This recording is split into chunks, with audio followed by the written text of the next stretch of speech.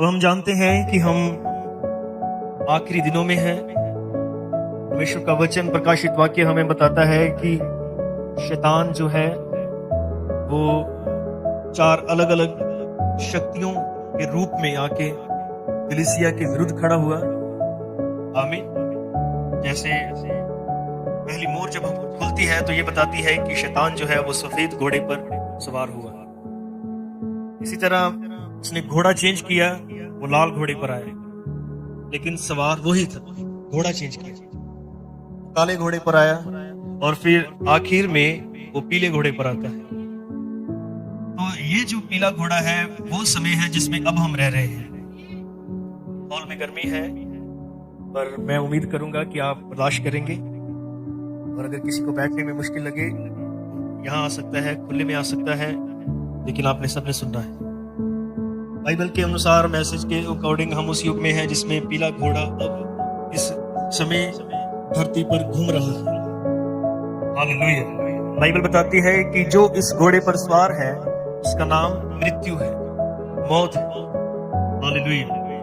जब वो सफेद घोड़े पर था उस वक्त भी उसका उद्देश्य मारना ही था। जिस वक्त वो लाल घोड़े पर सवार था उस वक्त भी उसका उद्देश्य मारना ही था।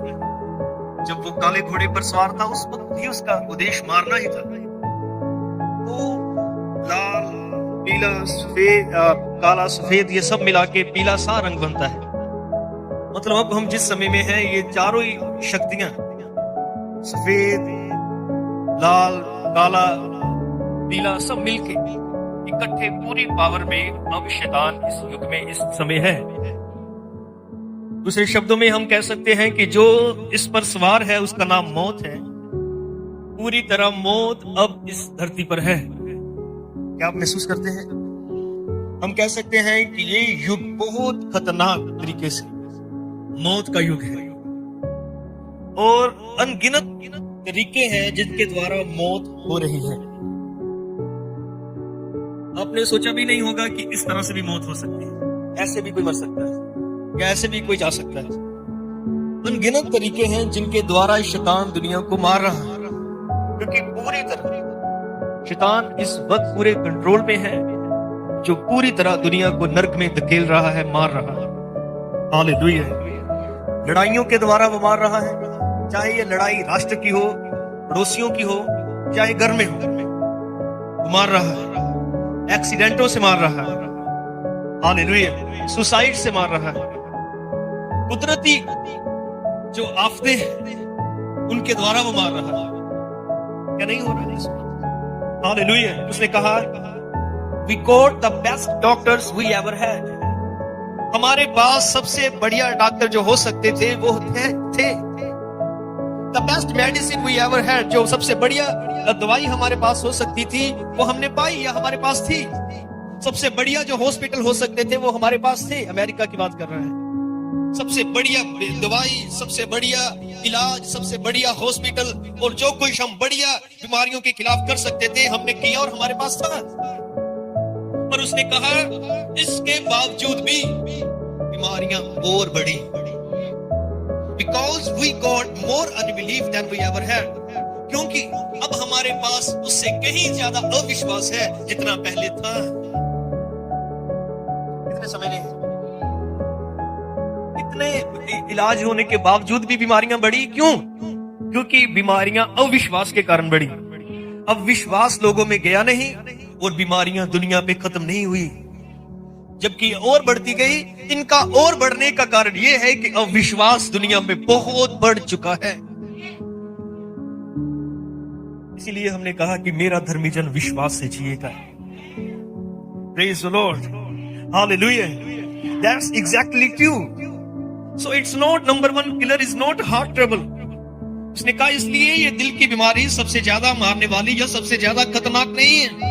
It's sin trouble is number one killer. ये पाप की बीमारी है जो सबसे ज्यादा खतरनाक है और मार रही है। हालेलुया।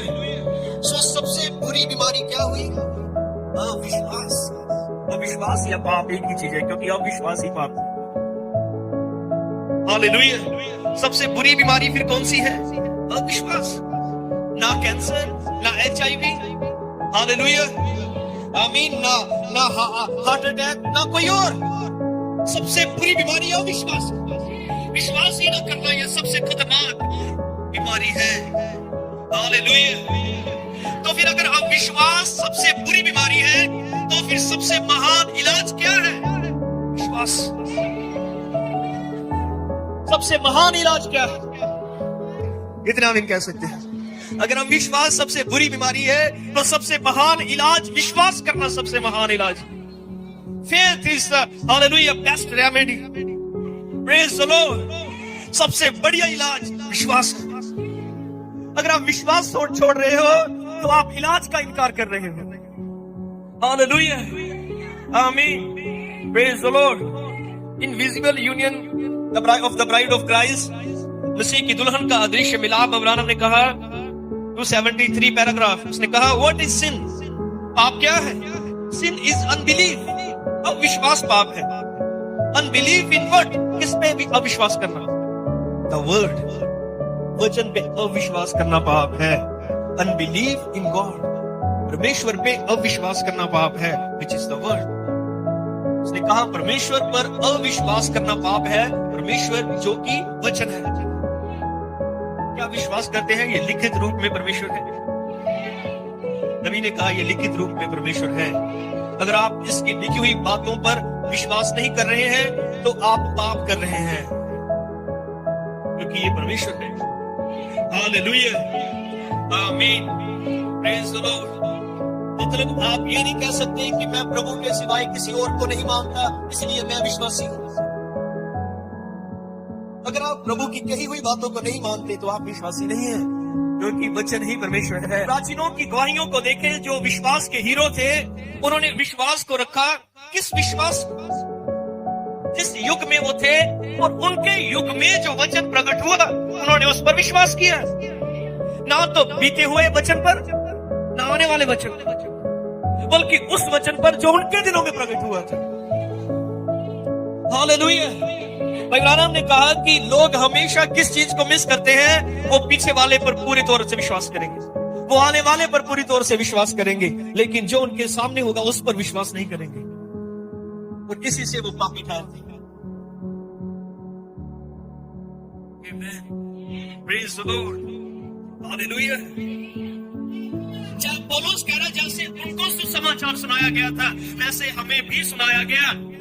उनको एक देश से निकाला गया, एक वायदा किए देश में ले जाने के लिए, और हमें सारे वर्ल्डली सिस्टम से निकाला गया मसीह में जाने के लिए। वो बाहर तो निकले, लेकिन वादा किए धरती पर नहीं जा पाए, और हम में से बहुत सारे निकले तो है, लेकिन मसीह में नहीं जा पा रहे। We are doing same mistake. हम भी वही गलती कर रहे हैं जो उन्होंने की, क्योंकि हमें भी वही सुसमाचार सुनाया गया जो उनको सुनाया गया।